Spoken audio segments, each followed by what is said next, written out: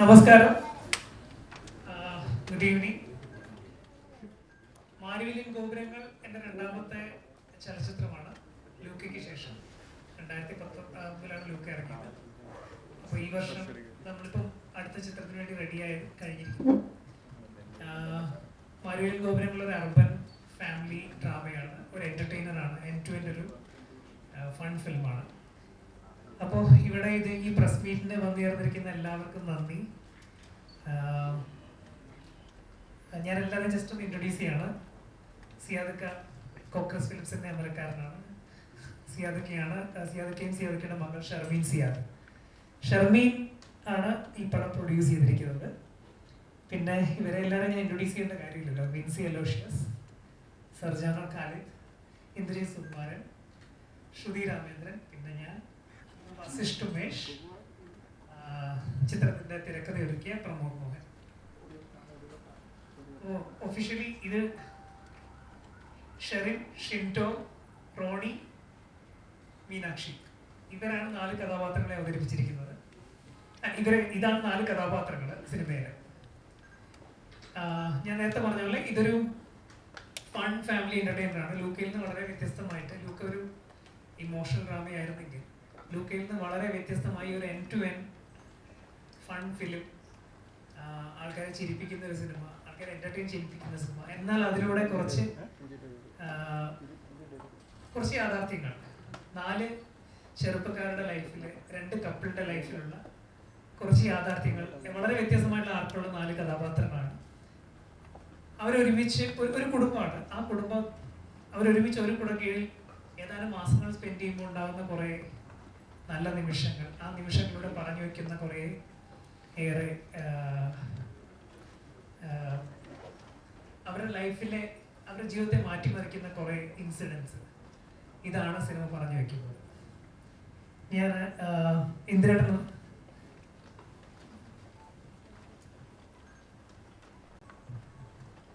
എല്ലാവർക്കും നമസ്കാരം. ഇവിടെ വന്ന് എത്തിച്ചേർന്നതിൽ ഒരുപാട് സന്തോഷം, നന്ദി. അവരോട് സൂചിപ്പിച്ചതുപോലെ ഇതൊരു മാരിവില്യൻ ഗോപുരങ്ങൾ എന്ന ഈ സിനിമ ഒരു ഫൺ ഫാമിലി എൻ്റർടൈനറാണ്.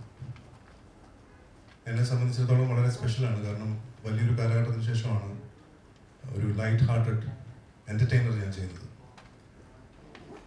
ഹ്യൂമർ ചെയ്യാൻ ഒരുപാട് ആഗ്രഹമുള്ളൊരു നടനാണ് ഞാൻ. അത്യാവശ്യം കുറച്ച് ഹ്യൂമർ കഥാപാത്രങ്ങൾ അതിനു മുമ്പ് ചെയ്തിട്ടുണ്ട്. എല്ലാം വലിയ രീതിയിൽ പ്രേക്ഷകർ അംഗീകരിച്ചിട്ടുമുണ്ട്. അപ്പോൾ ആ ഒരു ട്രാക്ക് പിടിച്ച് തന്നെ അങ്ങനെയുള്ള ലൈറ്റർ കഥാപാത്രങ്ങൾ ചെയ്യാൻ ഒരുപാട് ആഗ്രഹിച്ചിരുന്ന സമയത്താണ് മാരിവില്യൻ ഗോപുരങ്ങൾ എന്ന ഈ സിനിമയുടെ കഥ എൻ്റെ അടുത്ത് അരുൺ എന്ന് പറയുന്നത്.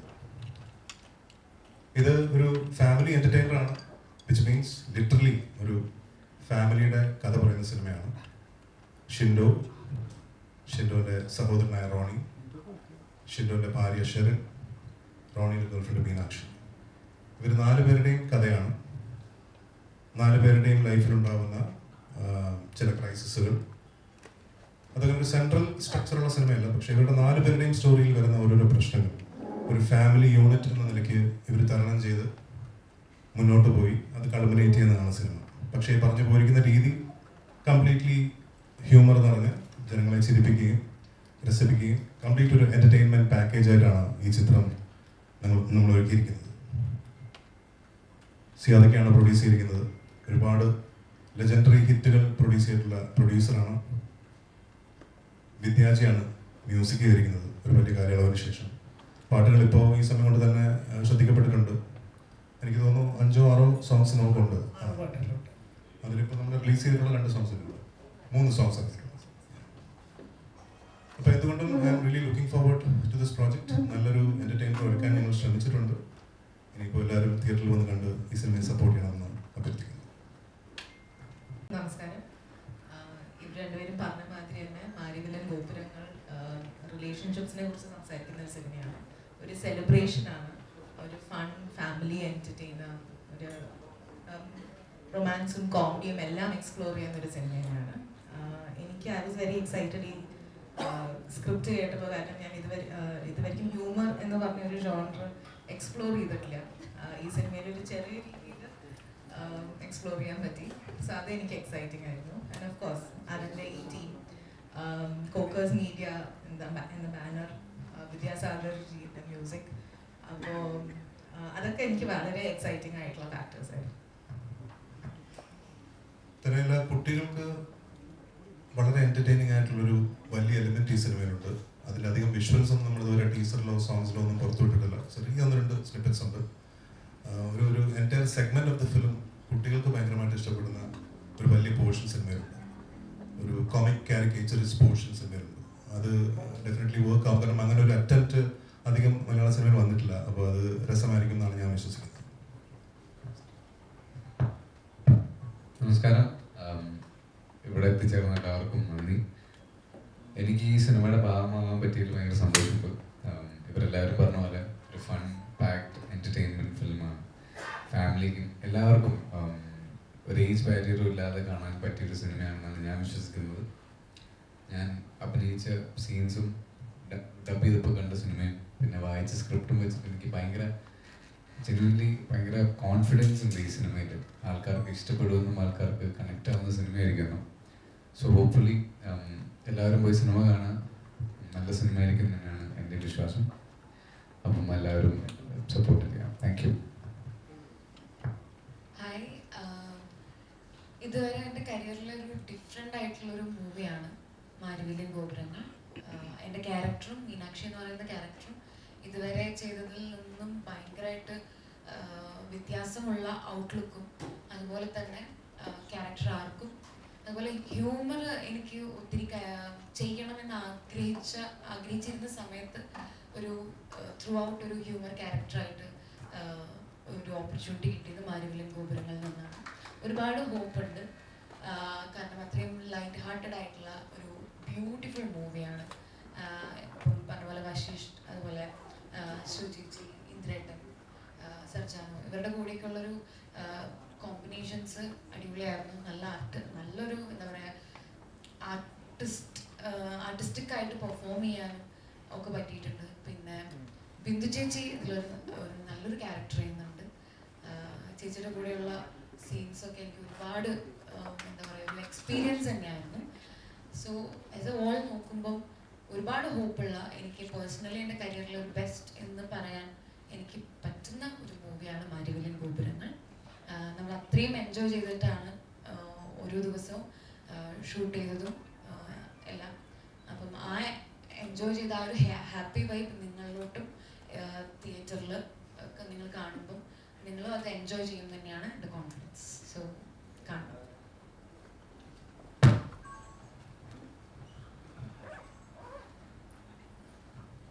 Good evening everybody. നമ്മൾ പല വേദികളിലും പല പ്രാവശ്യമായിട്ട് ഞാൻ പേഴ്സണലി കണ്ടുമുട്ടാറുള്ള ആൾക്കാരാണ് നിങ്ങളെല്ലാവരും. നിങ്ങൾ ഞങ്ങളുടെ ക്ഷണം സ്വീകരിച്ച് ഇവിടെ എത്തിയതിൽ നന്ദി പറയുന്നു. ഇത് ആക്ച്വലി ഞങ്ങളൊരു ഫ്രണ്ട്സ് പ്രസ് മീറ്റാണ്.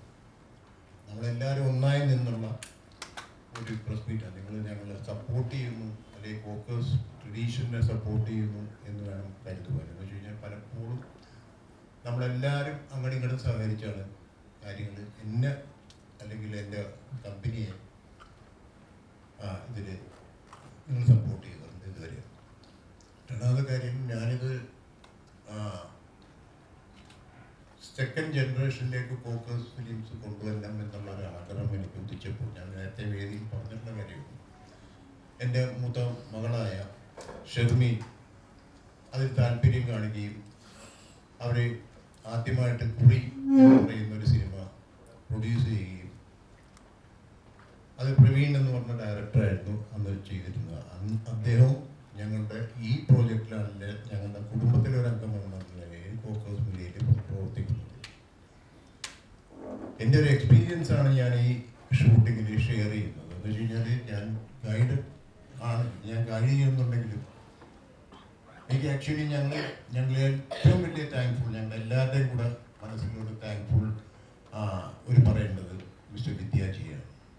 ബിക്കോസ് അദ്ദേഹം ഇവിടെ വന്നിരുന്ന് കമ്പോസ് ചെയ്ത് ഞങ്ങളെല്ലാം സാറ്റിസ്ഫൈഡ് ആയതിനു ശേഷമാണ് ഇതിൻ്റെ ഓരോ സോങ്സും കൊണ്ടുപോയത്. അതിൽ കണ്ടവാനം അതിൽ അതേമാതിരി തന്നെ നമ്മുടെ ലിറിസിസ്റ്റ് വിനായക ശശികുമാർ. അദ്ദേഹം നല്ല വരികൾ, ഞങ്ങൾ എല്ലാവരും മോൻ ചുളിക്കുന്നുണ്ടെങ്കിൽ അപ്പം തന്നെ വരികൾ മാറ്റുന്ന ഒരു പ്രകൃതത്തിലുള്ള, ഞാൻ പറയുന്നത് ഗിരീഷ് പുത്തഞ്ചേരിക്ക് ബദലായിട്ട്, ഒരിക്കലും ഗിരീഷ് പുത്തഞ്ചേരി ആകില്ല എന്ന് ഞാൻ പറയില്ല. എന്ന് വെച്ച് കഴിഞ്ഞാൽ ഗിരീഷ് പുത്തഞ്ചേരിയായിട്ട് വളരെയധികം വർക്ക് ചെയ്തിട്ടുള്ള ഒരു മനുഷ്യനാണ് ഞാൻ. അപ്പം വിദ്യാജി കോമ്പിനേഷനിൽ തന്നെ എനിക്ക് മൊത്തത്തിൽ ഈ സിനിമയിൽ പറയാനുള്ളതെന്ന് വെച്ച് കഴിഞ്ഞാൽ, സമ്മർ ഇൻ ബത്ലഹേം എന്ന് പറയുന്ന എൻ്റെ പടത്തിനോട് കിടപിടിക്കുന്ന വിധത്തിലുള്ള ഒരു സിനിമ മേക്കിങ്ങും എൻ്റെ മ്യൂസിക്കും അങ്ങനെ തന്നെയാണ്, അതിന് സംശയമില്ല.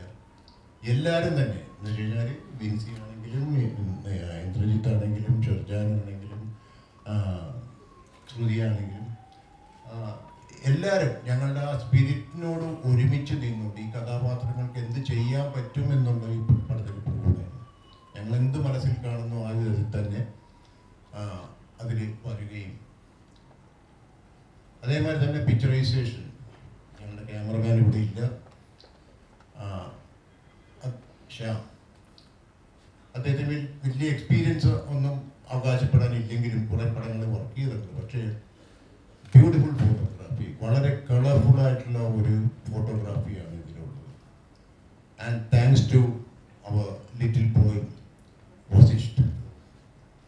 ബിക്കോസ് ഇതിൽ നേരത്തെ ഇന്ദ്രജിത്ത് സൂചിപ്പിച്ച മാതിരി തന്നെ കുട്ടികൾക്ക് വരെ എൻ്റർടൈൻമെൻറ്റ് ഈ സിനിമയിലുണ്ട്. ബിക്കോസ് അദ്ദേഹം ഈ വസിഷ്ഠ് ചെയ്യുന്ന ഒരു കഥാപാത്രം ഷിൻജു എന്ന് പറയുന്ന നമ്മുടെ പൃഥ്വിരാജ് ഇന്ദ്രജിത്ത് ചെയ്യുന്ന ക്യാരക്ടറുമായിട്ടുള്ള കുറേ സീക്വൻസസ് ഉണ്ട്. അതെല്ലാം തന്നെ ഇൻട്രസ്റ്റിംഗ് ആണ്. കുട്ടികളിൽ വിഭാഗത്തിൽപ്പെട്ട എല്ലാ കുട്ടികൾക്കും തന്നെ ആ ഒരു പോർഷൻ എൻ്റർടൈൻമെൻറ്റ് എന്നാൽ കഥയിൽ ഒരു ക്യാരക്ടറായിട്ട് തന്നെ നിൽക്കുന്നുണ്ട്. പിന്നെ എനിക്ക് പറയാനുള്ളതെന്ന് വെച്ച് കഴിഞ്ഞാൽ, ഈ മ്യൂസിക് ഞങ്ങളുടെ സോങ്സ് പുറത്തു വിട്ട സമയത്തൊക്കെ തന്നെ അത് യൂട്യൂബിലാണെങ്കിലും മറ്റുള്ള മീഡിയാസിലൊക്കെ ആണെങ്കിലും അത് 1 മില്യൺ എബോവ് കവറേജ് കിട്ടിയ സോങ്സാണ്. So I am happy about that. Because എൻ്റെ പടങ്ങളിൽ, ഞാൻ ഫോക്കസ് ഫിലിം സെറ്റ് ചെയ്തിരിക്കുന്ന പടങ്ങളിലെല്ലാം തന്നെ തീർച്ചയായിട്ടും സബ്ജക്റ്റുമായി തന്നെ അതിൻ്റെ മ്യൂസിക്കും വരാറുണ്ട്. പാട്ടുകൾ ഹിറ്റാവും. Whether picture is success or not, എൻ്റെ പാട്ടുകൾ ഇന്നും എൻ്റെ ട്രാൻസ്മിഷനിൽ വെച്ച് കഴിഞ്ഞാൽ ഒരു ദിവസം 2-3 പാട്ടെങ്കിലും ഞാൻ കേൾക്കാറുണ്ട്. So people likes that.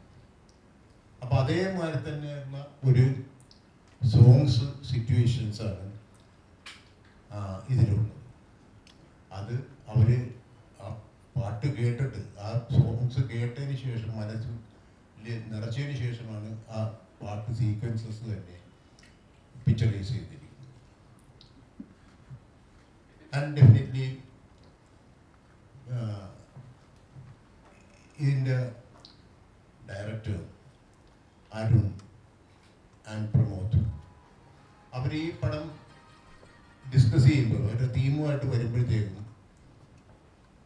ഞങ്ങളോട് ഡിസ്കസ് ചെയ്ത് കഴിഞ്ഞപ്പോഴത്തേക്കും ഞാൻ പറഞ്ഞ ഒരു സജഷനാണ്, ഹ്യൂമർ എലിമെൻറ്റ് നമുക്കിതിൽ മിസ് ചെയ്യാൻ പറ്റില്ല.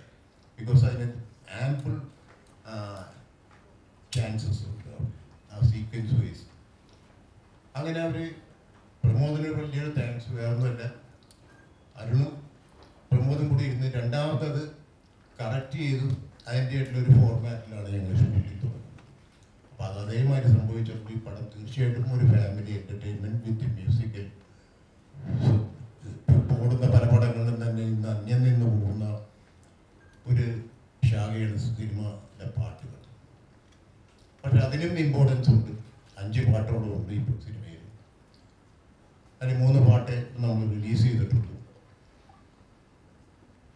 ഇപ്പോഴത്തെ ഈ കുത്തൊഴുക്ക് കഴിഞ്ഞാൽ, ഈ പറഞ്ഞ ഇപ്പോൾ കുറേ പടങ്ങൾ റിലീസ് കഴിഞ്ഞാൽ ഇമ്മീഡിയറ്റ് ആയിട്ട് തന്നെ ഞങ്ങൾ ഈ പടം റിലീസ് ചെയ്യാൻ ആഗ്രഹിക്കുന്നു. അപ്പോൾ നിങ്ങളെല്ലാവരും അതിന് ആ സമയത്ത് ഞങ്ങൾ കോണ്ടാക്ട് ചെയ്യും. ഞങ്ങൾ ആ സമയത്ത് ഞങ്ങൾ പ്രൊമോട്ട് ചെയ്ത് തരിക, ഈ സിനിമയെ പ്രൊമോട്ട് ചെയ്ത് തരിക. വേറൊന്നുമില്ല, ഒരു ചേഞ്ച് ഫാമിലി ഡ്രാമാസ് എന്ന് പറയുന്ന ചേഞ്ച് ആയിട്ടുള്ള ഒരു സിനിമയാണ്. അതെനിക്ക് നിങ്ങളുടെ മുമ്പിൽ പറയാം. നിങ്ങൾ ഓരോരുത്തരെയും അത് കണ്ടതിന് ശേഷം നിങ്ങളും സമ്മതിക്കും അത് ഒരു ഡിഫറെൻ്റ് ആയിട്ടുള്ള ഫാമിലി സ്റ്റോറി ആണ് എന്നുള്ളതിൽ. അപ്പോൾ അത് തീർച്ചയായിട്ടും നിങ്ങളുടെ എല്ലാവിധ സപ്പോർട്ട്സും ഞാൻ എല്ലായ്പ്പോഴും ആവശ്യപ്പെടുന്ന ഒരു കാര്യം കൂടെ നിങ്ങൾ സപ്പോർട്ട് ചെയ്തിട്ടുണ്ട് പല പടങ്ങൾക്കും, എൻ്റെ ഓരോ പ്രോഡക്ട്സിനും. അത് ഡെഫിനറ്റായിട്ടും നിങ്ങളുടെ കയ്യിൽ നിന്ന് ഇനിയും വേണം. ഈ സമയങ്ങളിൽ തന്നെ ഞങ്ങൾ നിങ്ങളെയൊക്കെ മുൻകൂട്ടി അറിയിക്കുന്നതാണ് ഇതിൻ്റെ റിലീസിനോടനുബന്ധിച്ചുള്ള കാര്യങ്ങൾ.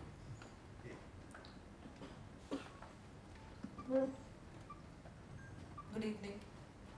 ആക്ച്വലി ഇന്ന് ഞങ്ങളുടെ ക്ഷണം സ്വീകരിച്ച് ഇവിടെ വന്ന എല്ലാവർക്കും I am very thankful that you are all here.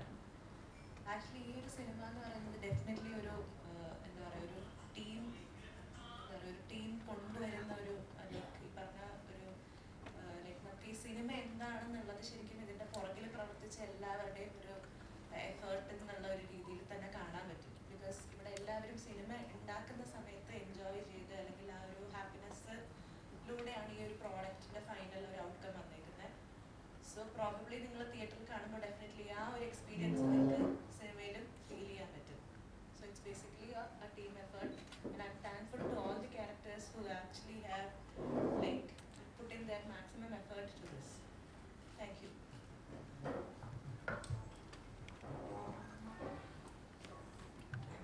നമസ്കാരം, ഞാൻ പ്രമോദ് മോഹൻ. ഞാനാണ് ഈ സിനിമയുടെ തിരക്കഥാകൃത്ത്.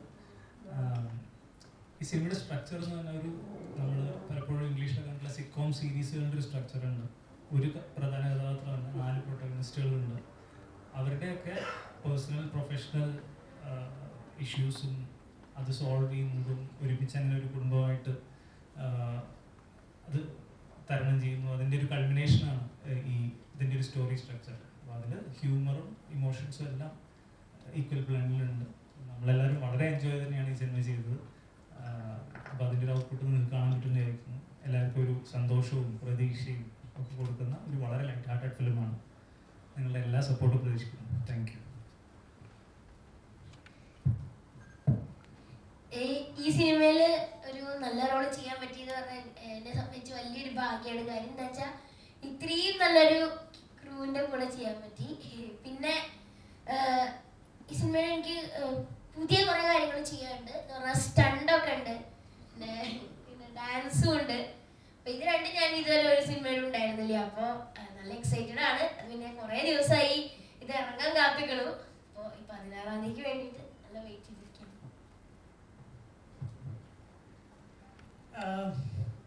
നേരത്തെ പറഞ്ഞ പോലെ സിനിമ ഒരു വളരെ ഒരു കൊളാബറേറ്റീവ് ജേർണിയാണ്.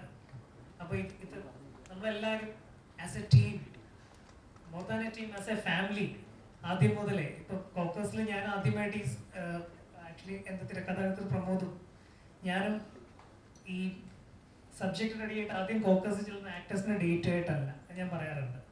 വേറെ ആരുടെയും ഡേറ്റ് കൊണ്ടല്ല ചെല്ലുന്നത്. ഫോക്കസ് ആയിട്ട് സംസാരിക്കുന്ന നമ്മുടെ സബ്ജക്റ്റാണ്. ഇങ്ങനെയൊരു കോണ്ടന്റാണ്, ഇതാണ് ഞങ്ങൾ ഉദ്ദേശിക്കുന്ന സിനിമ. ഇതിൽ നിന്ന് ഞങ്ങൾ ഉദ്ദേശിക്കുന്ന ഇങ്ങനെയൊരു ട്രീറ്റ്മെന്റ് ആണ്, ഇങ്ങനൊരു ഫൺ ഫാമിലി ഒരു സെലിബ്രേഷന്റെ സ്വഭാവമുള്ള സിനിമയാണ് നമ്മൾ ചെയ്യാൻ ഉദ്ദേശിക്കുന്നത് എന്ന് പറയുന്നു. ഫോക്കസ് അത് എഗ്രി ചെയ്യുന്നു. പിന്നെ സിയാദിക്കാണെങ്കിൽ നമുക്ക് ഇന്ന സമയത്ത് ഷൂട്ട് ചെയ്യണം, ഇതിന് റൈറ്റ് ആയിട്ടുള്ള ആർട്ടിസ്റ്റുകൾ ആരാണോ നിങ്ങൾ ഐഡന്റിഫൈ ചെയ്തോളൂ. അതിനുശേഷമാണ് ഇന്ദിരാടനെ കാണുന്നതും ശ്രുതിയെ കാണുന്നതും സർജാനെ കാണും. ഇവരാണ് ഇതിന്റെ റൈറ്റ് കാസ്റ്റിംഗ്, പെർഫെക്റ്റ് കാസ്റ്റിംഗ് ആണ്. ഇവരുടെ കെമിസ്ട്രി കറക്റ്റ് അല്ലെങ്കിൽ ഒരിക്കലും നമുക്കൊരു ഹ്യൂമർ വർക്കൗട്ട് ആവില്ല. എപ്പോഴും പറയുമല്ലോ, ഒരേ ഫ്രെയിമിൽ തന്നെ നമുക്ക് ആക്ഷൻ റിയാക്ഷൻ ഒക്കെ കറക്റ്റായിട്ട് കൺസീവ് ചെയ്യാൻ പറ്റുമ്പോഴാണ് ഹ്യൂമർ കറക്റ്റായിട്ട് വർക്ക് ആവുന്നത്. എന്നെ സംബന്ധിച്ചിട്ട് ഹ്യൂമർ എൻ്റെ ആദ്യത്തെ പരിശ്രമമാണ്. ലൂക്ക കുറച്ചും കൂടെ ഒരു ഇമോഷണൽ ഡ്രാമയാണെങ്കിൽ ഇത് കുറച്ചും കൂടെ എൻഡ് ടു എൻഡ്, നമ്മളെല്ലാ നേരത്തെ പറഞ്ഞില്ലേ അതേപോലെ തന്നെ സിറ്റുവേഷനിൽ ഓർഗാനിക് ആയിട്ട് ഉണ്ടാവുന്ന ഹ്യൂമറാണ്, ക്ലൗഡിങ് അല്ല, കുറച്ചും കൂടെ ഓർഗാനിക് ആയിട്ട്. പിന്നെ ഇത് റിലേറ്റബിൾ ആണ്. ഇത് അർബൻ കപ്പിൾസിന് മാത്രമുള്ള സ്റ്റോറി അല്ല. നമ്മളങ്ങനെ അർബൻ കപ്പിൾസ് എന്ന് പറഞ്ഞെങ്കിലും middle class couple from anywhere, ഏത് ജോഗ്രഫിയിലെ ഒരു മിഡിൽ ക്ലാസ്സിനും ഈസി ആയിട്ട് കണക്റ്റ് ആകും. അവരുടെ എല്ലാവരും അനുഭവിക്കുന്ന ഒരു കോമൺ പ്രശ്നങ്ങളാണ് ഈ 4 കഥാപാത്രങ്ങളും അവരനുഭവിക്കുന്ന കോമൺ പ്രശ്നങ്ങളാണ് സിനിമ. പക്ഷെ അത് ഡീൽ ചെയ്യുന്നത് ഒരു കുറച്ചും കൂടെ ഒരു ഫൺ എന്റർടൈൻമെന്റ് സ്വഭാവത്തിലാണ്. അപ്പൊ ഇത്രയേ ഉള്ളൂ. ബാക്കി എനിക്ക് തോന്നുന്നത് നിങ്ങൾ ഇന്ന് ക്വസ്റ്റ്യൻസ് ആയിട്ട് കേൾക്കാം അല്ലേ?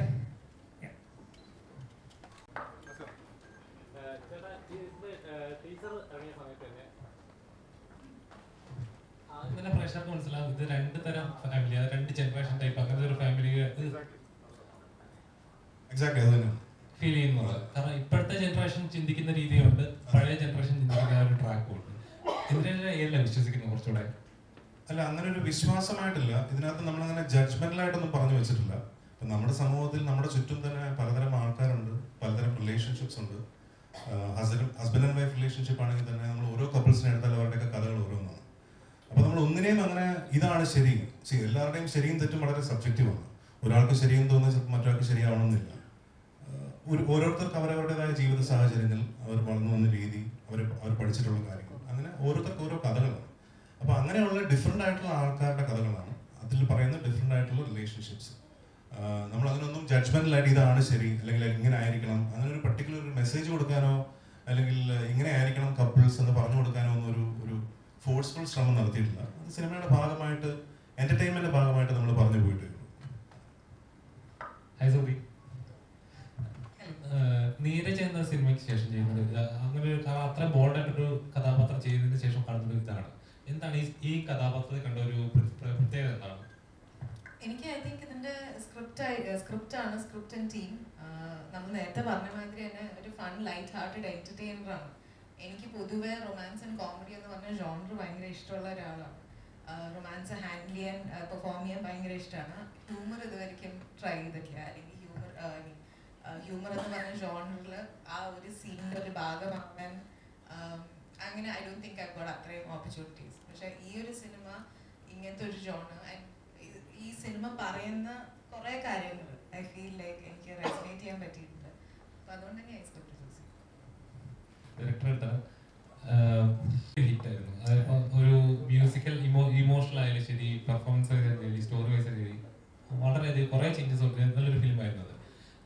അതിൽ നിന്ന് മാലിവല്യം ഗോപുരങ്ങൾ ഇതിൽ കുറേ ഒരു ഫൺ എന്റർടൈനിങ് അല്ലെങ്കിൽ ഫാമിലി റിലേറ്റഡ് സിനിമയാണ്. എന്തുകൊണ്ടാണ് അങ്ങനത്തെ ഒരു ജോണർ എടുക്കാൻ കാരണം? ആസ് എ ഫിലിം മേക്കർ എനിക്ക് എല്ലാത്തരം ജോണറുകളും ഇഷ്ടമാണ്. ഇതിൽ കോമൺ ആയിട്ട് പ്രോപ്പർലി ഉള്ള ഒരു ഘടകം റിലേഷൻഷിപ്സ് സ്റ്റോറീസ് എനിക്ക് വളരെ ഇഷ്ടമാണ്. പ്രോബ്ലി ഞാൻ എല്ലാത്തരം സിനിമകളെയും കാണുമെങ്കിലും ഇപ്പോൾ നമ്മൾ ഇംഗ്ലീഷ് ഫിലിംസ് എടുക്കുകയാണെങ്കിൽ ബിഫോർ സൺസെറ്റ് സീരീസ് അല്ലെങ്കിൽ ബ്ലൂ വാലന്റൈൻ, ഇപ്പോൾ മലയാളത്തിൽ തന്നെ പത്മരാജന്റെ സിനിമകൾ, ഭരതന്റെ സിനിമകൾ റിലേഷൻഷിപ്പിലാണ് ഇതിൽ. അത് ഏറ്റവും റിസ്കി ആയിട്ടുള്ള ഫിലിം മേക്കിംഗ് കൂടിയാണ്. ഇമോഷൻസ് കറക്റ്റ് ആയാലും ഒരിക്കലും ഇങ്ങനത്തെ സിനിമകൾ വർക്ക് ആവില്ല. ഫോർ ലൂക്ക കുറച്ച് ബ്രേവ് ആയിട്ട് ചെയ്തൊരു സിനിമയാണ്. കാരണം അങ്ങനത്തെ ഒരു ട്രാജിക്കൽ എൻഡ്, തുടക്കവും ട്രാജിക്കൽ എൻഡും, പക്ഷെ അതിലൂടെ നമ്മൾ പറഞ്ഞു വെക്കുന്നത് വളരെ ഇന്റൻസ് ആയിട്ടുള്ള റൊമാൻസ് ആണ്. അതിൻ്റെ ഒരു ത്രില്ലർ സ്വഭാവത്തിലൂടെ മുന്നോട്ട് പോകുന്നതാണ് കുറച്ചും കൂടെ നമുക്ക് ആ ക്യൂരിയോസിറ്റി ബിൽഡ് ചെയ്യാൻ പറ്റും. പിന്നെ അത് 2 സീസൺസ് ആണ്. സമ്മർ സമയത്ത് നടക്കുന്ന ടൊവിനോയുടെ ഹാരയുടെയും കഥാപാത്രമുള്ള പ്രണയം, ഫോളോഡ് ബൈ മഴക്കാലത്തുള്ള നംനെസ്സിലും ശരിക്കും പറഞ്ഞാൽ ഒരു മരവിപ്പിലും മടുപ്പിലും ഉള്ള ഒരു പോലീസുകാരന്റെ പ്രണയം. ഇത് പാരലൽ സ്റ്റോറീസ് ആണ്. ഇതിൽ വളരെ വ്യത്യസ്തമായിട്ടുള്ള ഒരു ജോണറയാണ് മാലിവല്യം ഗോപുരങ്ങൾ. നേരത്തെ പറഞ്ഞല്ലോ, ഞാൻ ഒരു ജോണറിൽ സ്റ്റിക്ക് ചെയ്യാൻ ആഗ്രഹിക്കുന്നില്ല. ചിലപ്പോൾ ഇത് കഴിഞ്ഞ് ചെയ്യാൻ പോകുന്നത് മറ്റൊരു ജോണറിലുള്ള സിനിമയായിരിക്കാം. എങ്കിലും human issues, human emotions, especially couple stories, ആണും പെണ്ണും എന്നുള്ള പ്രഹേളികയിൽ എന്താണ് വേറെ ഉള്ളത്? വളരെ വ്യത്യസ്തമായിട്ടുള്ള ചിന്താഗതികളുള്ള 2 സ്പീഷീസ് ആണ് ലിറ്ററലി ആണും പെണ്ണും. അവരെത്രയോ കാലങ്ങളായിട്ട് കപ്പിൾസ് ആയിട്ട് ഒരു കൂരയ്ക്കുള്ളിൽ അവർ ജീവിക്കുന്നു. അതിലും ഏറ്റവും വലിയ മിസ്റ്ററി എന്താണെന്ന്. നിങ്ങൾക്ക് എല്ലാവർക്കും പ്രണയങ്ങളുണ്ടാവും, ഭാര്യമാരുണ്ടാവും, ഭാര്യമാരെന്നല്ല, ഓരോരുത്തർക്കും അവരുടെ പാർട്ട്നേഴ്സ് ഉണ്ടാവും. പക്ഷെ എന്നും നിങ്ങൾ തല്ലുപിടിക്കാറുണ്ട്, എന്നും നിങ്ങൾ ഒരുമിക്കാറുമുണ്ട്. പക്ഷെ ഈ ഒരു സിസ്റ്റത്തെ ഞാൻ വളരെ കൗതുകത്തോടെയാണ് കാണുന്നത്. പിന്നെ ഞാൻ പറഞ്ഞല്ലോ, ഇതും എൻ്റെ അഡ്വഞ്ചർ ആയിരുന്നു. ലിറ്ററലി ഒരു comedy cinema, end to end നമ്മളെ എന്റർടൈൻ ചെയ്യുന്നത് എന്ന് കരുതി ഇതൊരു ക്ലൗഡിങ് സിനിമയല്ല, ഇതൊരു സട്ടേറിക്കൽ സിനിമയല്ല, സിറ്റുവേഷൻ കോമഡിയാണ്. പ്രമോദ്, ഞാൻ ഈ മെയിൻ കോൺസെപ്റ്റ് ചിന്തിച്ച ശേഷം ഈ concept basically actually 3 character, Shindo, Sherin, Meenakshi, Rony എന്നത് കുറച്ചും കൂടെ ഡെവലപ്ഡ് ആവേണ്ടിയിരുന്ന കഥാപാത്രം. ഈ 3 കഥാപാത്രങ്ങളുടെ ആർക്കും ഒരു ബേസ് ഇതും ആയിട്ടാണ് ഞാൻ പ്രമോദിനെ മീറ്റ് ചെയ്തത്. പ്രമോദ് കുറച്ചും കൂടെ ഇങ്ങനത്തെ ജോണർ കൈകാര്യം ചെയ്യാൻ പറ്റുന്നൊരു തിരക്കഥാകൃത്താണെന്ന് അറിയാം. മറ്റൊരു സുഹൃത്തുക്കളുമാണ് ഞങ്ങൾ. ഒരു സിനിമയിൽ തന്നെ മറ്റൊരു ആർട്ടിസ്റ്റ് സുഹൃത്തുക്കളെയാണ് ഞാൻ പ്രമോദിനെ പരിചയപ്പെടുന്നത്. അന്ന് പ്രമോദുമായി ഡിസ്കസ് ചെയ്ത് പിന്നെ ഏതാണ്ട് കൊറോണയുടെ സെക്കൻഡ് ഫേസ് ഏതാണ്ട് ഒരു വർഷത്തോളം ഈ സ്ക്രിപ്റ്റിൽ നമ്മൾ ഇരുന്നിട്ടുണ്ട്. അങ്ങനെ ഇവോൾവ് ചെയ്യുന്ന ഒരു സ്ക്രിപ്റ്റാണ്. അപ്പൊ ഇതിൽ ഞാൻ അപ്രോച്ച് ചെയ്യുന്നത് ഉദ്ദേശിച്ചത് തന്നെ നമ്മൾ ഇംഗ്ലീഷിൽ ഫ്രണ്ട് സീരീസ് കാണുന്നുണ്ടല്ലോ, ഓരോ സിറ്റുവേഷനിൽ ജനറേറ്റ് ചെയ്യുന്ന കോമഡി എന്ന് കരുതിയൊരു സ്കിറ്റ് സ്വഭാവമുള്ള സിനിമയാണ്. ഞാൻ പ്രത്യേകം എടുത്തു പറയുകയാണ്, ഒരു സിനിമാറ്റിക് അറ്റ്മോസ്ഫിയർ നമ്മൾ ക്രിയേറ്റ് ചെയ്യുന്നുണ്ട് സിനിമയ്ക്ക്. സിനിമ ഒരു യൂണിവേഴ്സ് ആണ്. ഇവരുടെ യൂണിവേഴ്സിലേക്ക് ഞാൻ നിങ്ങളെ ക്ഷണിക്കുകയാണ്, പ്രേക്ഷകരെ ക്ഷണിക്കുകയാണ്. റോണിയുടെയും ഷിൻഡോയുടെയും ഷെറിന്റെയും മീനാക്ഷിയുടെയും ലോകത്തിലേക്ക് ഒരു 2 മണിക്കൂർ നിങ്ങൾക്ക് ആസ്വദിച്ചിരിക്കാൻ പറ്റിയ ഇവന്റെ കൂടെ വസിഷ്ഠന്റെ കൂടെ വളരെ എൻജോയബിൾ ആയ ഒരു ജേർണി ആയിരിക്കും, എക്സ്പീരിയൻസ് ആയിരിക്കും ഈ സിനിമ. അത് പർപ്പസ്ഫുള്ളി തന്നെ ചെയ്തതാണ്, ആ ജോണറിനുള്ള താല്പര്യം കൊണ്ട് തന്നെ ചെയ്തതാണ്. അതായത് റിലേഷൻഷിപ്പിന് കുറച്ചുകൂടെ വലിയ, ഇപ്പൊ ലൂക്കയിലായാലും ശരി, അവരുടെ രണ്ടുപേരുടെ റിലേഷൻഷിപ്പ് അത് വളരെയധികം യൂണീക്ക് ആയിട്ട് ഫീൽ ചെയ്തു. അതൊരു നോർമൽ കണ്ടുവരുന്ന ഒരു റൊമാൻറ്റിക് ഫീൽ, അങ്ങനെ ഒരു ട്രാക്ക് അല്ല ഫീൽ ചെയ്തത്. ഇതിലും അങ്ങനത്തെ ഒരു ഫീലിംഗ് ആദ്യമത്തെ ടീച്ചറിൽ ഞാൻ പ്രത്യേകം പറയാം, ഞാൻ പേഴ്സണലി വെറുതെയുള്ള പൈങ്കിളി റൊമാൻസുകളിൽ അത്ര താല്പര്യം എനിക്കില്ല. കുറച്ചുകൂടെ മെച്യൂർഡ് ആയിട്ടുള്ള romantic relationship which is real, നമ്മുടെ കൺമുൻപിൽ കാണുന്ന യഥാർത്ഥമായ പ്രണയങ്ങൾ മാത്രമല്ല, പാർട്ട്ണർഷിപ്പ് എന്നാണ് ഞാൻ പറയാം, ഫ്രണ്ട്ഷിപ്പ്, പാർട്ട്ണർഷിപ്പ്. ഇപ്പൊ ഷിൻഡോയുടെയും ഷെറിന്റെയും ഇക്വേഷൻ ടോട്ടലി ഡിഫറെന്റ് ആണ് റോണിയുടെയും മീനാക്ഷിയുടെ ഇക്വേഷൻ. ഇവര് ചിന്തിക്കുന്നതിൽ നിന്ന് കുറച്ച് വളരെ വ്യത്യസ്തമായിട്ടാണ് അവരുടെ ചിന്താഗതി. ഇങ്ങനെയുള്ള ഇവരുടെ ഈ പാർട്ട്ണർഷിപ്പ്, ഫ്രണ്ട്ഷിപ്പ്, റൊമാൻസ്, ഇത് കുറച്ചുകൂടെ മെച്യൂർഡ് ആയിട്ടുള്ള ഒരു പാർട്ട്ണർഷിപ്പാണ്. എനിക്ക് അങ്ങനത്തെ ഒരു അപ്രോച്ചാണ് കൂടുതൽ ഇഷ്ടം. അത്രേ ഉള്ളൂ. എന്തുകൊണ്ടാണ് മാരിവില്ലിയും ഗോപുരങ്ങൾ അങ്ങനത്തെ അങ്ങനെ ഒരു ടൈറ്റിൽ വരുമ്പോൾ തന്നെ നമുക്ക് ഒരൊറ്റ പാട്ടേ വേണ്ടി വരുന്നുള്ളൂ, ആ പാട്ട് അങ്ങനെ ഒരു ടൈറ്റിൽ മലപ്പുറം ഇട്ടാണോ അതോ സിറ്റുവേഷനായിട്ട് കഥയുടെ റിലേറ്റ് ചെയ്ത് അങ്ങനെ വന്നു പോയോ? തിരക്കഥയിൽ നിന്ന് നമ്മൾ ഉദ്ദേശിച്ചത് തന്നെ ഒരു സെലിബ്രേഷനാണ്, ആഘോഷമാണ്.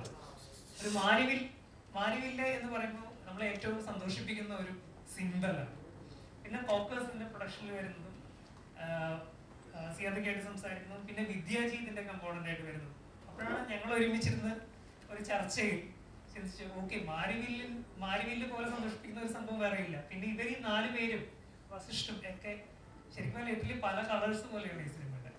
ഈ പല കളേഴ്സ് ചേർന്നിട്ടുണ്ടാകുന്ന ഒരു വലിയ മാരിവില്ലാണ്. ഈ ഗോപുരങ്ങൾ ഉദ്ദേശിക്കുന്നത് ഈ സിറ്റി തന്നെയാണ്, കൊച്ചി സിറ്റിയിൽ നടക്കുന്ന കഥയാണ്. നമ്മൾ സിനിമ മുഴുവനായിട്ടും കൊച്ചി സിറ്റി തന്നെയാണ് ഷൂട്ട് ചെയ്തേക്കുന്നത്. അപ്പൊ ഇങ്ങനെയുള്ള ഒരു സിറ്റിയിൽ മഴവില്ല് പോലുള്ള ആഘോഷഭരിതമായ ഒരു സിംബൽ, ഈ വ്യത്യസ്തമായിട്ടുള്ള കളേഴ്സ് ചേർന്ന് വരുമ്പോഴാണ് ഉണ്ടാകുന്നത്. അത്രയും അതുകൊണ്ട് മീൻ ചെയ്തുള്ളൂ.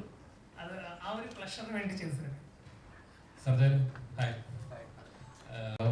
അന്ന് രാഷ്ട്രീയ സമയത്ത് പറയുന്നുണ്ടായിരുന്നു, എനിക്ക് അതുപോലത്തെ ഒരു സർവൈവിങ് അല്ലെങ്കിൽ അത്രയും കുറച്ചുകൂടെ ബോൾഡായിട്ട് അല്ലെങ്കിൽ അത്രയും ചെയ്യുന്ന ഒരു കഥാപാത്രം, അതുപോലെ കഥാപാത്രം ചെയ്യാനായിട്ട് കുറച്ചുകൂടെ താല്പര്യം തോന്നിയത്.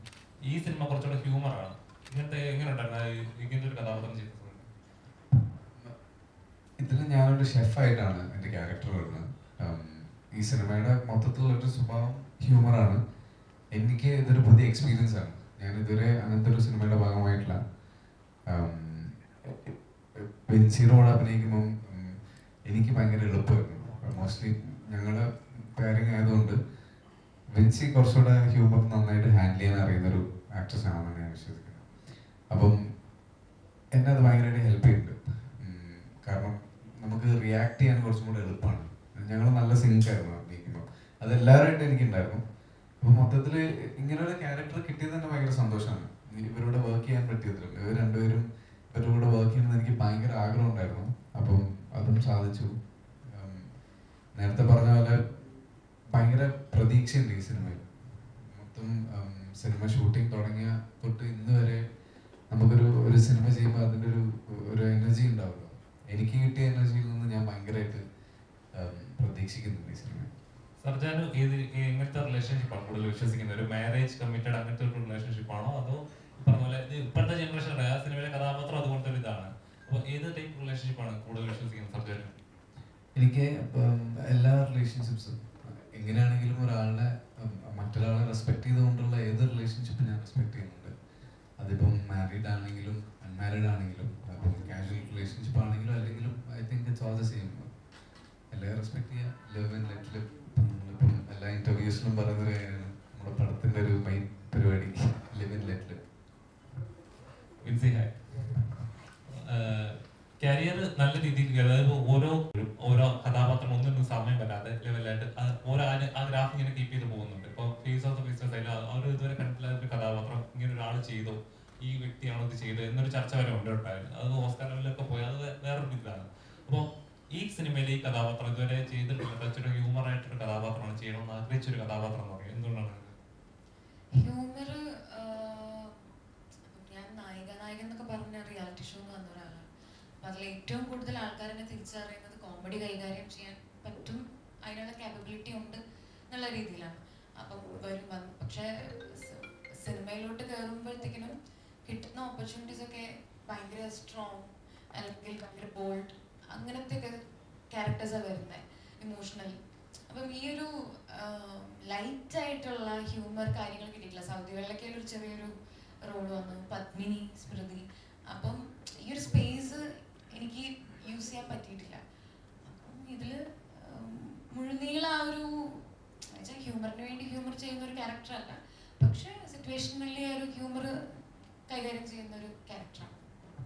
മിൻസി പറയുന്നത് ഇവരിങ്ങനെ ടീച്ചറിനകത്ത് പറയുന്നത് ഒരു കല്യാണം കഴിഞ്ഞിട്ട് പോലെ ഇങ്ങനത്തെ ആ ഒരു മിൻസി എങ്ങനെ വിശ്വസിക്കുന്നു? ഒരു നോർമൽ ഒരു റിലേഷൻഷിപ്പ് കമ്മിറ്റ് ചെയ്യണമെന്നുണ്ടെങ്കിൽ രണ്ട് വ്യക്തികൾ തമ്മിലുള്ള ഒരു ഇഷ്ടങ്ങളായിരിക്കുമല്ലോ, അതിനൊരു ലീഗൽ ബോണ്ടിങ് അങ്ങനെ അത് വേണമെന്നില്ല, അത് മനസ്സുകളുടെ ബോണ്ടിങ് ആണ് എന്നൊക്കെ അങ്ങനത്തെ ഒരു കൺസെപ്റ്റ് വിശ്വസിക്കുന്ന ഒരാളാണോ? ഇപ്പം ഇതില് നേരത്തെ പറഞ്ഞില്ലേ, നമ്മൾ റെപ്രസെന്റ് ചെയ്യുന്ന ന്യൂജൻ ആൾക്കാരെ റെപ്രസെന്റ് ചെയ്യുന്ന ക്യാരക്ടർ പോലെയാണ് ഞാൻ. അങ്ങനെയല്ല ഈ ക്യാരക്ടറിനെ കൺസീവ് ചെയ്തിട്ടുള്ളത്. അതായത് ഇപ്പം അവരുടെ ചോയ്സുകളാണ്. ഇപ്പം ഇവർക്ക് കല്യാണം കഴിക്കാൻ കുട്ടികൾ വേണ്ട, ഞങ്ങൾക്ക് കുട്ടികളാവാൻ കല്യാണം കഴിക്കേണ്ട എന്ന് പറയുന്നിടത്ത് അവരുടെ വ്യൂ പോയിന്റ്സ് കാണിക്കുന്നുള്ളത്. നമ്മൾ ഇപ്പോഴത്തെ ന്യൂജൻ ആൾക്കാരെ റെപ്രസെന്റ് ചെയ്യുന്നു എന്നല്ല മൂവിയിൽ നമ്മൾ കാണിക്കുന്നത്. പേഴ്സണൽ ലൈഫിൽ ഓൾസോ നമുക്കിപ്പം എനിക്ക് തോന്നുന്നല്ലോ, ഇപ്പം എനിക്ക് മാരേജ് ആണ് ആഗ്രഹം എന്നുണ്ടെങ്കിൽ ചിലപ്പോൾ കുറച്ച് ആഫ്റ്റർ 2 years അത് മാറാം. സോ ഇപ്പോൾ ഞാൻ തീരുമാനങ്ങളോ എനിക്ക് ഇന്ന കോൺസെപ്റ്റോ ഒന്നുമില്ല. So let it be. എൻ്റെ പാർട്ട്ണർ കൂടി വരട്ടെ, പാർട്ട്ണറിൻ്റെയും കൂടി രീതിയിൽ ചിലപ്പോൾ നമുക്ക് മാരേജ് ആയിരിക്കും ഓക്കെ ആവുക, ചിലപ്പോൾ മാരേജ് ഓക്കെ ആവില്ല. ചേട്ടാ, സിനിമകൾ ചെയ്യുന്നത് പ്രേക്ഷകരുടെ ഉള്ളിൽ നിൽക്കണം, അല്ലെ ആ കഥാപാത്രം നിൽക്കുക എന്നുള്ളതായിട്ട് ഓരോ ആർട്ടിസ്റ്റിന്റെയും ഡ്രീം അല്ലെങ്കിൽ ഒരു ലക്ഷ്യം എന്ന് പറഞ്ഞാൽ ചേട്ടൻ ഇപ്പൊ ചെയ്യുന്ന സിനിമകളും അതുപോലെ ആയിട്ട് ഫീൽ ചെയ്യുന്നുണ്ട്? ഒരുപാടൊന്നും ചെയ്യുന്നില്ല, ചെയ്യുന്നത് ചൂസ് ചെയ്യായിട്ട്. ശരിക്കും അങ്ങനെയാണോ? തീർച്ചയായിട്ടും ആണ്. പിന്നെ നമുക്ക് കിട്ടുന്ന സിനിമകളിൽ തന്നെ നമുക്ക് ചൂസ് ചെയ്യാൻ പറ്റുള്ളൂ. അപ്പോൾ നല്ല സിനിമകൾ ചെയ്യണം, വ്യത്യസ്തമായ കഥാപാത്രങ്ങൾ ചെയ്യണം, ഡിഫറെൻ്റ് ആയിട്ട് എന്തെങ്കിലും ഒരു ഷെയ്ഡ് ഓരോരോ സിനിമകളിൽ ചെയ്യാൻ പറ്റണം എന്നുള്ളത് എല്ലാ ആക്ടേഴ്സും ആഗ്രഹിക്കുന്ന ഒരു കാര്യമാണ്. പക്ഷെ നമുക്ക് വരുന്ന ഓപ്ഷൻസിൽ നിന്ന് ചൂസ് ചെയ്താണ് ഞാൻ സിനിമകൾ ചെയ്യുന്നത്. അപ്പോൾ ഇപ്പം ഞാൻ കുറച്ചൊരു കാലയളവിന് ശേഷമാണ് ഇപ്പോൾ ഒരു സിനിമ എൻ്റെ റിലീസ് ചെയ്യുന്നത്. അപ്പോൾ ഇനി അങ്ങോട്ട് കുറച്ച് ചൂസ് ചെയ്യാണ്ട് തന്നെ ആയിരിക്കും മുന്നോട്ട് പോകുന്നത്. ഒരു ആക്ടർ എന്നുള്ള രീതിയിൽ എന്നെയും കൂടി ചലഞ്ച് ചെയ്യുന്ന വേഷങ്ങൾ ചെയ്യാന്നുള്ളതാണ് ഇനിയുള്ള പ്രയോറിറ്റി. എങ്ങനത്തെ ടൈപ്പ് കഥാപാത്രങ്ങൾ ചെയ്യണം? അല്ലെങ്കിൽ രാജേട്ടൻ ഒരു ഇന്റർവ്യൂ പറയുന്നുണ്ടായ ആടുജീവിതം പോലൊരു സിനിമ ഇനി ഞാൻ ചെയ്യില്ല, എന്റെ അത്രയും ചെയ്തു അല്ല, അത് അത്രയും ഫിസിക്കൽ എഫേർട്ട് അതിൽ ഇട്ടുകൊണ്ടാണ്. കാരണം പൃഥ്വി അതിൽ ഇട്ടിരുന്നൊരു ഫിസിക്കൽ എഫേർട്ട് എന്ന് പറഞ്ഞാൽ ശരിക്കും അൺബിലീവബിൾ. ഒരു ദിവസം ഒരു 700 calories അല്ലെങ്കിൽ 800 calories ജീവിക്കുക എന്ന് പറയുന്നത് അത്ര എളുപ്പമുള്ള കാര്യമല്ല. അങ്ങനെ ഒരു കണ്ടിന്യൂസ്ലി 1-2 മാസം പൃഥ്വി കണ്ടിന്യൂ ആയിട്ട് ചെയ്തിരുന്നു. അത് ഹെൽത്തിന് നല്ലതല്ല, ഒരാൾക്ക് അങ്ങനെ ചെയ്യാൻ പാടില്ല. ഏതൊരു ഡോക്ടറോട് പോയി ചോദിച്ചാലും നിങ്ങൾ എങ്ങനെയാണ് ജീവിച്ചിരിക്കുന്നത് ചോദിക്കും. അപ്പോൾ അത്രയും എക്സ്ട്രീംസ് ചെയ്തുകൊണ്ടാണ് പൃഥ്വി അങ്ങനെ ഒരു സ്റ്റേറ്റ്മെന്റ് പറഞ്ഞത്, ഇനി അങ്ങനത്തെ ഒരു പടം ചെയ്യില്ല. പക്ഷെ എനിക്ക് തോന്നുന്നു ഏതൊരു കാലഘട്ടത്തിൽ എപ്പോഴാണെങ്കിലും അങ്ങനെ ഒരു പടം ചെയ്യാൻ എല്ലാവരും ആഗ്രഹിക്കും. പൃഥ്വിയുടെ കരിയറിലെ ഒരു ഐസിംഗ് ഓൺ ദ കേക്ക് ആയിരിക്കും ആ സിനിമ എന്ന് ഞാൻ വിശ്വസിക്കുന്നു. തീർച്ചയായിട്ടും എനിക്ക് എല്ലാത്തരം കഥാപാത്രങ്ങളും ചെയ്യാൻ ഇഷ്ടമാണ്. എക്സൈറ്റിംഗ് ആയിട്ടുള്ള എന്നെ ഞാൻ പറഞ്ഞല്ലോ, എന്നെ ചാലഞ്ച് ചെയ്യുന്ന കഥാപാത്രങ്ങൾ കിട്ടിയാൽ ഹാപ്പി.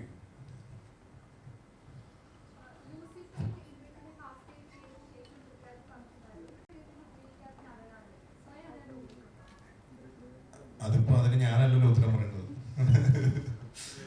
എന്നെ ഉപയോഗിക്കേണ്ടവർ വന്ന് എന്നെ കാസ്റ്റ് ചെയ്ത് ഉപയോഗിച്ചിട്ടുണ്ട്. എനിക്ക് പറ്റുന്നത് പോലെ ഞാൻ ആ സിനിമകളിലൊക്കെ നന്നാക്കാൻ ശ്രമിച്ചിട്ടുണ്ട്. അതിപ്പം സീരിയസ് സിനിമകളാണെങ്കിലും ഹ്യൂമർ സിനിമകളാണെങ്കിലും ആ സിനിമകൾ ഭംഗിയാക്കാൻ ഒരു ആക്ടർ എന്നുള്ള രീതിയിൽ ഞാൻ ശ്രമിച്ചിട്ടുണ്ട്. പിന്നെ ഞാൻ എൻ്റെ ഒരു വലിയ ഒരു ഭാഗ്യമായിട്ട് ഞാൻ കാണുന്നത്, അല്ലെങ്കിൽ എൻ്റെ കരിയറിൻ്റെ ബിഗിനിങ് മുതൽ പീരിയോഡിക് ആയിട്ടുള്ള കാലയളവുകൾ എടുത്തു നോക്കിക്കഴിഞ്ഞാൽ പല സമയങ്ങളിലുണ്ടായിട്ടുള്ള മലയാള സിനിമയിലെ ഏറ്റവും വലിയ വിജയങ്ങളുടെ ഭാഗമാകാൻ സാധിച്ചിട്ടുണ്ട്. സോ ആസ് ആൻ ആക്ടർ അത് ഞാനൊരു വലിയ ബ്ലെസ്സിങ് ആയിട്ട് കാണും. അപ്പോൾ നമ്മൾ എൻ്റെ കരിയറിൻ്റെ തുടക്കത്തിലാണ് മീശമാധവൻ എന്ന സിനിമ വരുന്നത്. പിന്നെ മീശമാധവൻ കഴിഞ്ഞ് ക്ലാസ്മേറ്റ്സ് പോലത്തെ സിനിമ, അല്ലെങ്കിൽ 2020 ആ സമയത്ത് ഏറ്റവും വലിയ ഹിറ്റായിരുന്നു. പിന്നെ ലൂസിഫർ. അപ്പോൾ എങ്ങനെയൊക്കെയോ പറഞ്ഞു കഴിഞ്ഞാൽ അതാത് കാലഘട്ടങ്ങളിൽ ഏറ്റവും വലിയ വിജയങ്ങളുടെ ഭാഗമാവാൻ സാധിച്ചിട്ട് നടന്നുള്ളൊരു വലിയ ബ്ലെസ്സിങ് എനിക്കുണ്ട്. അപ്പോൾ പിന്നെ അതുകൊണ്ട് നോ കംപ്ലയിൻസ്. പിന്നെ സമയം ഇനിയുണ്ട്, ഇനിയും ഗംഭീര കഥാപാത്രങ്ങൾ ചെയ്യാൻ ഞാൻ റെഡിയാണ്. ഞാൻ ഇവിടെ തന്നെ ഉണ്ട്, ഇവിടെ പോയിട്ടില്ല. അപ്പോൾ എന്നെ ഉപയോഗിക്കേണ്ടവർക്ക് ഒന്ന് ഉപയോഗിക്കും. ഇതിലൊരു കാര്യം എനിക്ക് പറയാനുള്ളതെന്ന് വെച്ച് കഴിഞ്ഞാൽ ഇന്ദ്രജിത്തിനെ ഉദ്ദേശിച്ചിട്ട് വേണ്ട മാതിരി മലയാള സിനിമ അദ്ദേഹത്തിന് യൂസ് ചെയ്തിട്ടില്ല എന്നുള്ള കംപ്ലൈൻറ്റ് എനിക്ക്. ഞങ്ങൾക്ക് ഇതിൽ സാറ്റിസ്ഫാക്ഷൻ ഉള്ളത്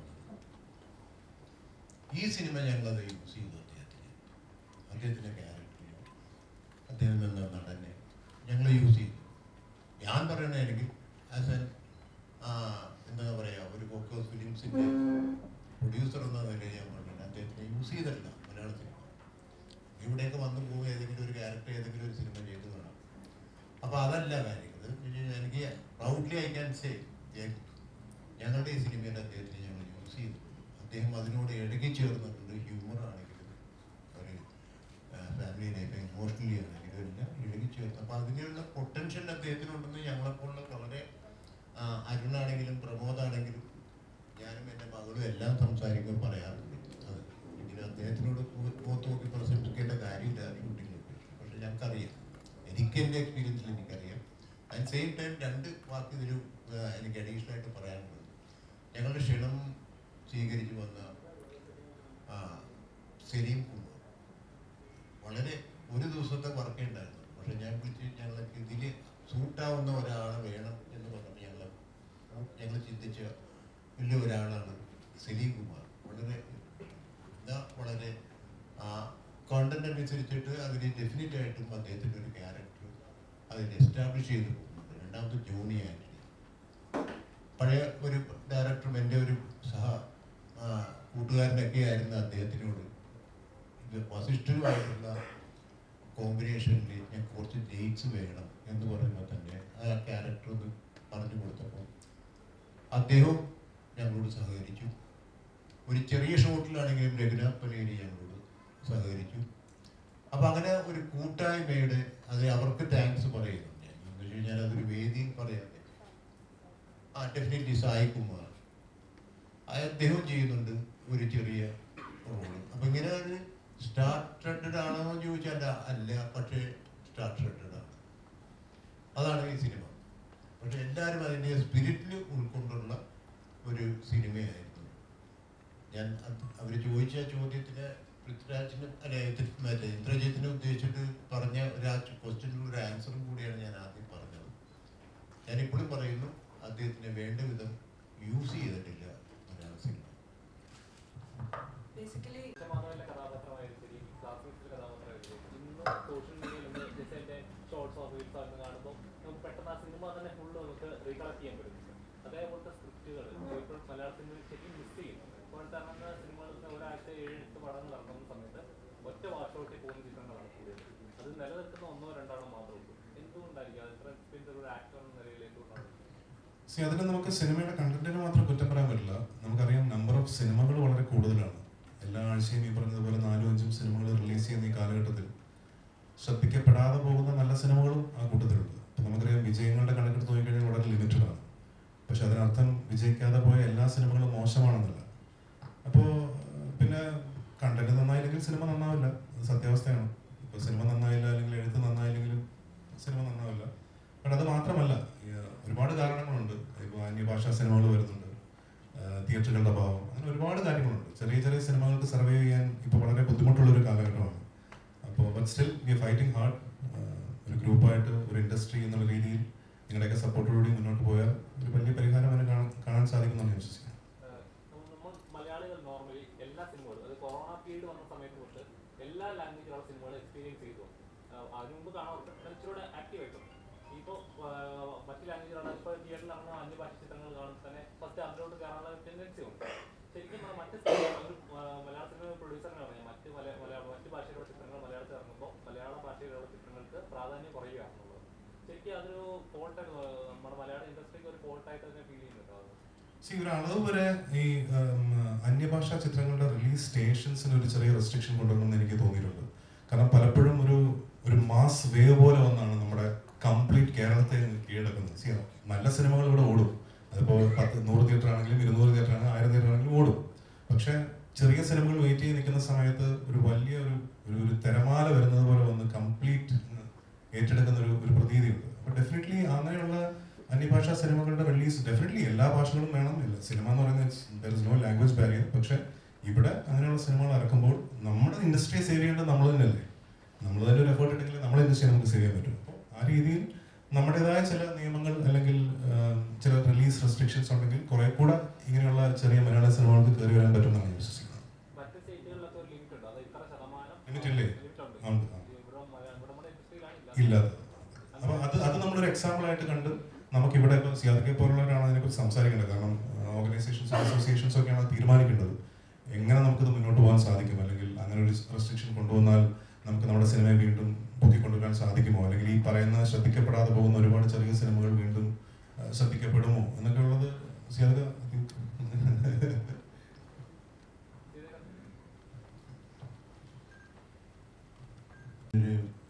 വ്യക്തമായിട്ടുള്ള ഒരു ആൻസർ ചെയ്യാൻ തരാനുള്ള ഞങ്ങളുടെ വേദി എന്ന് പറയുന്നത്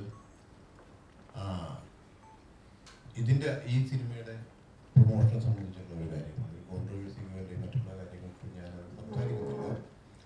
പക്ഷേ ഈ ഇപ്പം ഇന്ദ്രൻ പറഞ്ഞ മാതിരി നമുക്ക് ചില റെസ്ട്രിക്ഷൻസ് വേണം, ഉണ്ടായേ പറ്റും. അതിലുപരിയായിട്ട് ഒരു കാര്യം പറയാനുള്ളതെന്ന് വെച്ച് കഴിഞ്ഞാൽ ഞങ്ങൾ ഈ ക്യാരക്ടറിൽ ഈ സിനിമയുടെ നരേഷൻ ഇൻസിൻ്റെ അടുത്ത് സംസാരിച്ചതിന് ശേഷം ഞാൻ മറ്റേ അരുണും പ്രമോദും എൻ്റെ അടുത്ത് വന്ന് ഇങ്ങനെ ഇതിനെ നമുക്ക് ഇങ്ങനെ ഇവർക്ക് വളരെ ഇഷ്ടപ്പെട്ട് കാസ്റ്റ് ചെയ്യാം എന്ന് പറഞ്ഞു. ആ പറഞ്ഞ സമയത്ത് തന്നെ എനിക്ക് ഓർമ്മ വന്നത് ചെറിയ സിനിമയെ പറ്റിയാണ്. രേഖ എന്ന് പറഞ്ഞ ഒരു പടം, അത് ഞാൻ കണ്ടിരുന്നു. അതിൽ വിൻസിയുടെ പെർഫോമൻസ് ആണ് ഇതിൻ്റെ ഇൻസ്പിറേഷൻ. ബിക്കോസ് അപ്പം ചെറിയ സിനിമ എന്ന് പറഞ്ഞൊരു സിനിമയില്ല. സിനിമ ഓടുമ്പോഴത്തേക്കും അത് വലിയ സിനിമയായി മാറുന്നു. പക്ഷെ ഇന്ദ്രൻ പറഞ്ഞ മാതിരി ഈ റെസ്ട്രിക്ഷൻ എന്ന് പറയുന്നത് ഒരിക്കലും ആർക്കും സിനിമ എടുക്കാൻ പാടില്ല എന്നുള്ളതല്ല. പക്ഷെ ഞാൻ കണ്ടുവരുന്നത് ഇപ്പോൾ ഇതിൻ്റെ ഒരു അതായത് ഇപ്പം ഡിജിറ്റലൈസേഷൻ വന്നുകൂടി ആർക്കും സിനിമ എടുക്കാം എന്നുള്ളൊരു പ്രവണത നിലവിലുണ്ട്. പക്ഷെ അതിൻ്റെ കോണ്ടന്റോ അല്ലെങ്കിൽ അതിനുള്ള കാസ്റ്റിങ്ങോ കാര്യങ്ങളോ ചിലപ്പോൾ ഡയറക്ടറിന് മെയിൻ ആർട്ടിസ്റ്റായിട്ട് വരുന്നു, അതിൻ്റെ നായകൻ ആയിട്ട് വരുന്നു, വേറൊരു പെൺകുട്ടി ഒന്നും അറിയാൻ പാടാത്ത ഒരു പെൺകുട്ടി ഇതുവരെ ഒരു ട്രെയിനിങ്ങോ അല്ലെങ്കിൽ മറ്റുള്ള കാര്യങ്ങളോ ഇല്ലാത്ത ഒരാളെ ഹീറോയിനാക്കുന്നു. അങ്ങനെയുള്ള ഒരു പ്രവണതയല്ല. സിനിമ ഈസ് വലിയൊരു പാഷനും വലിയൊരു സ്റ്റഡിയും ആവശ്യമുള്ള ഒരു മേഖലയാണ്. അത് സിമ്പിളായിട്ട് കണ്ടുകൊണ്ടും വരുന്ന സിനിമകളാണ് മലയാള ഇൻഡസ്ട്രിയെ നശിപ്പിക്കുന്നത്. അപ്പം നമ്മൾ മറ്റുള്ള ഭാഷാ ചിത്രങ്ങൾ ഒരുപക്ഷെ അത് അന്ന് ഓടിയിട്ടുണ്ട്. 10 കമാൻഡ്മെന്റ്സ് ആണെങ്കിലും ബെൻഹർ ആണെങ്കിലൊക്കെ അന്ന് ഓടിയിട്ടുണ്ട് സിനിമ, ഇംഗ്ലീഷ് ഹോളിവുഡ് സിനിമ. പക്ഷേ അതൊന്നും നമ്മുടെ ഇതിന് പക്ഷെ അതിനോട് കോമ്പറ്റ് ചെയ്തുകൊണ്ടും ഞാനൊരു സിനിമ എടുക്കുന്നുണ്ടെങ്കിൽ എനിക്ക് മറ്റേ തെലുങ്ക് സിനിമയുടെ ഒരു പടം കണ്ടിട്ട് അതിൻ്റെ ഒരു നേച്ചറിൽ ഒരു സിനിമ എടുക്കണമെന്ന് പറഞ്ഞാൽ സ്വയം ചിന്തിക്കണം. അല്ലെ കുറേ ആൾക്കാരെ കൂട്ടി നിർത്തി അതേമാതിരി ഉണ്ടാക്കാൻ പറ്റും എന്നുള്ള എനിക്ക് വിശ്വാസം വേണ്ടേ. ആദ്യം ഒരു പ്രൊഡ്യൂസറിൻ്റെ ഏറ്റവും വലിയ കടമയാണ് വാട്ട് ഈസ് സിനിമ എന്ന് പറയുന്നത്. ഇപ്പം അദ്ദേഹം സൂചിപ്പിച്ച മാതിരി, എൻ്റെ ഡയറക്ടർ സൂചിപ്പിച്ച മാതിരി, പപ്പേട്ടനാണെങ്കിലും പത്മനാഭൻ സാറാണെങ്കിലും ഭരതനേട്ടനാണെങ്കിലും ഇവരൊക്കെ മികച്ച സിനിമകൾ ഉണ്ടാക്കിയവരാണ്. അവരൊരു സ്ക്രിപ്റ്റിങ്ങിൽ കൂടെ അവരുടെ വായനകളിലൂടെ MT വാസുദേവൻ അദ്ദേഹം വായന കൊണ്ട് കിട്ടിയ ഗുണങ്ങളാണ് അദ്ദേഹത്തിൻ്റെ ലിറ്ററേച്ചർ എന്ന് പറയുന്നത്. ഒരു ദിവസം അദ്ദേഹം സ്ക്രിപ്റ്റായിട്ട് ഇറങ്ങിത്തിരിക്കുന്നതല്ല. ഞാനിത് പറയാൻ കാരണം ഒരു പൊതുവേദിയിൽ ഇത് പറയേണ്ട കാര്യമുണ്ടോ എന്ന് ചോദിച്ചാൽ ഈ വേദിയിൽ ആവശ്യമില്ല. പക്ഷെ പലരും കഥ പറയാനായിട്ട് വരാറുണ്ട്. അത് വരുമ്പോഴത്തേക്കും നമ്മൾ കേൾക്കുന്ന കഥ ഒട്ടും വിശ്വസനീയമല്ല. എന്ന് വെച്ച് കഴിഞ്ഞാൽ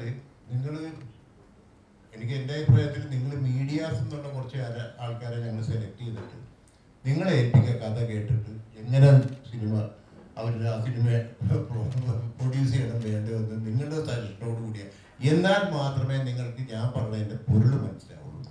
എന്തായാലും ഇല്ല, എനിക്ക് ആക്ച്വലി എംപുരാൻ്റെ ഷൂട്ടിംഗ് അടുത്ത ആഴ്ച തുടങ്ങുന്നതാണ്, US-ലാണ്. അപ്പോൾ അതിൻ്റെ നാളെ എംബസിയിൽ അപ്പോയിൻമെൻ്റ് ഉണ്ട്, 7:15 എൻ്റെ ഫ്ലൈറ്റ്. അപ്പോൾ പ്ലീസ് എക്സ്ക്യൂസ് മീ, എയർപോർട്ടിലേക്ക് നേരെ ഇവിടുന്ന് പോകും. അത് പറയണോ? എല്ലാ വിധത്തിലും മലയാളത്തിലെ ഏറ്റവും വലിയ സിനിമയായിരിക്കും എംപുരാൻ. അത് കാസ്റ്റ് വൈസ് അല്ലെങ്കിൽ number of locations wise, budget wise, എല്ലാ രീതിയിലും. ഓൾറെഡി ഇപ്പോൾ 2 ഷെഡ്യൂൾ കഴിഞ്ഞു. ഇന്ത്യയിലൊരു ഷെഡ്യൂൾ കഴിഞ്ഞു, UK ഒരെണ്ണം കഴിഞ്ഞു. അടുത്ത ഷെഡ്യൂൾ US-ൽ തുടങ്ങുകയാണ് അടുത്ത ആഴ്ച.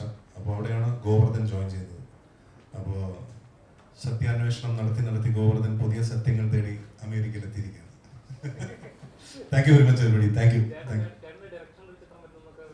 അത് ഉടനെ ഇല്ല, തീർച്ചയായിട്ടും അതിൻ്റെ സമയമാകുമ്പോൾ ഞാൻ തന്നെ ഇതുപോലൊരു പ്രസ് മീറ്റ് വിളിച്ചു കൂട്ടി എല്ലാവരെയും അറിയിക്കുന്നതായിരിക്കും.